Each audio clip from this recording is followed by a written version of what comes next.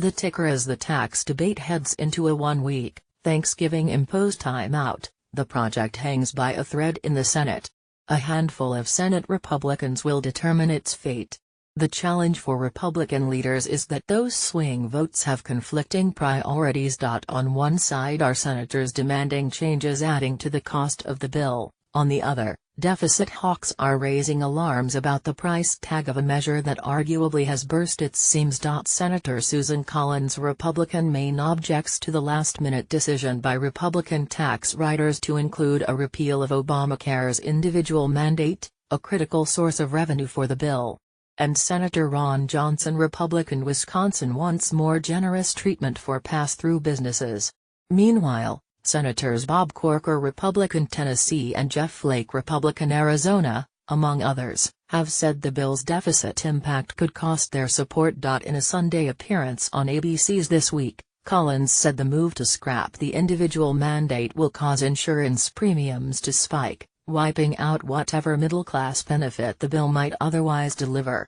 She stopped short of declaring herself opposed to the Senate bill, because she expects it to change, but she called the mandate repeal the biggest mistake. The moderate nevertheless laid out a path to winning her vote for the package, knocking out that leg of the Obamacare stool, pointing to a pair of bills she wants adopted. First, a proposal from Senators Lamar Alexander, Republican, Tennessee, and Patty Murray, Democrat, Washington, to extend for 2 years federal subsidies, canceled by the Trump administration, to help lower-income Americans afford coverage, and another she offered with Senator Bill Nelson, Democrat, Florida, aimed at bringing down premium costs. I'm worried about the impact on premiums, Collins said. And that's why we're going to need to pass legislation. And I would like to see that done before we go to the tax bill. Passing those measures would require support from at least 8 Senate Democrats, and party leaders have made clear they will be unwilling to help approve them to ease the passage of a tax package they uniformly oppose. Alaska Senator Lisa Murkowski, another swing Republican, also has voiced objections to scotching the individual mandate and pointed to the Alexander Murray bill as a potential salve.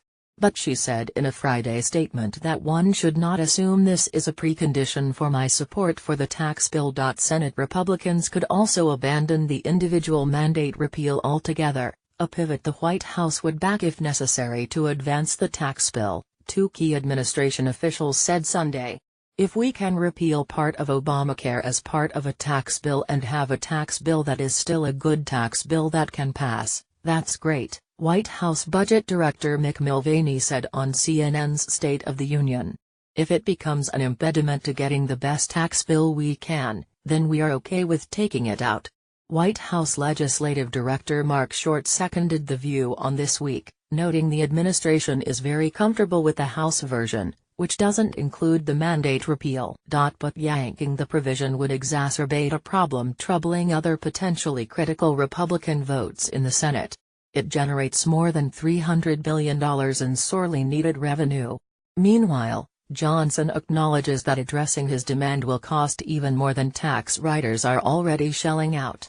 From the New York Times' Jim Tankersley, Mr. Johnson suggested in the interview that if the Senate did not force all companies to operate as pass-throughs, it should at least cut their taxes further to equalize their treatment with larger corporations. Such cuts, he acknowledged, would be expensive in terms of lost tax revenue, and Republicans must stay within the $1.5 trillion limit for additional deficits in order to pass the tax bill on a party line vote. The senator said he would have preferred if Republicans, in an earlier budget bill, had set that limit higher, at $2 trillion or $3 trillion. Deficit hawks are working to wrench the bill in the other direction. Corker, for one, has been categorical in declaring he'll oppose a tax bill that adds 1 penny to the deficit. Late last week, he said he is working with like-minded colleagues to rein in the Senate version's cost, now estimated at $1.4 trillion. In fact, the bill costs much more than that, thanks to expiring provisions for wage earners. Politico's Brian Failer writes they're worried the bill includes more than 35 temporary provisions that Congress has no intention of actually allowing to ever expire, ballooning the cost far beyond its supposed sticker price. he declined to discuss specifics that will be difficult to address, with the nonpartisan Committee for a Responsible Federal Budget estimating the Senate plan includes a whopping $515 billion in budget gimmicks aimed at artificially reducing its cost. Trump administration officials acknowledged the